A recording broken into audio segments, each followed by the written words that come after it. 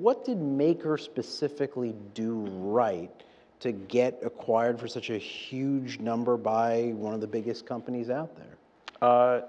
Well, I'd say we did a lot of things right, but I'd say we also were as a company, I think we allowed ourselves to be a little bit fearless along the way, and I think that's important, because I would say it's not something that was innate with me.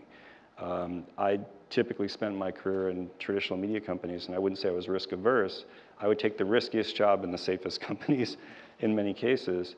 You worked in MySpace, you were plenty risky. Yes, but I did sign my deal before. It was very funny. I remember I signed my deal to join MySpace 2 weeks before the crash in 2008. So that was an interesting one. But I also, at the time that MySpace was 2.5 times larger than Facebook, no one saw that. You don't always predict this stuff, but I would say that what Maker did at the core in the early days was that there was an undeniable support for talent that I think at the beginning really drove the engine forward, because the company when I arrived was really about supporting talent, building out the studio, allowing for creative collaboration to happen. And at the core, it was really a media company. I think that's one of the unique differentiators from us and anyone else in the space.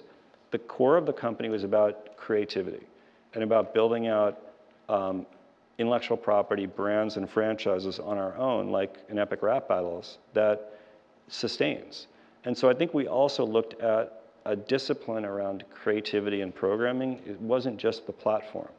And when we finally got around to looking at the network side, we didn't deviate from that original thought process. So we invested a ton in talent support and services and building out our scale in a way that actually allowed us to not steer too far away from the core of what made the company great to begin with.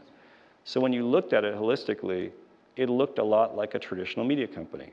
We had creative studios, we had a lot of technology and vertical support, we had a great sales team, we had really good partnerships, and so it was really structured. I think that that's what made it work. I mean, originally when we started talking to Disney, it was really more about partnership, and it just evolved. On both ends. But I do think that was, I still don't think there are others in our landscape that did it the way we did it. And whether that was fearless or foolish or not, that's just the way we did it. I think that there was a truly belief that that was the best way to continue to support talent. And by the way, we're still doing it that way. So not much has changed in the way we operate, though the opportunities have obviously evolved. And the landscape has evolved.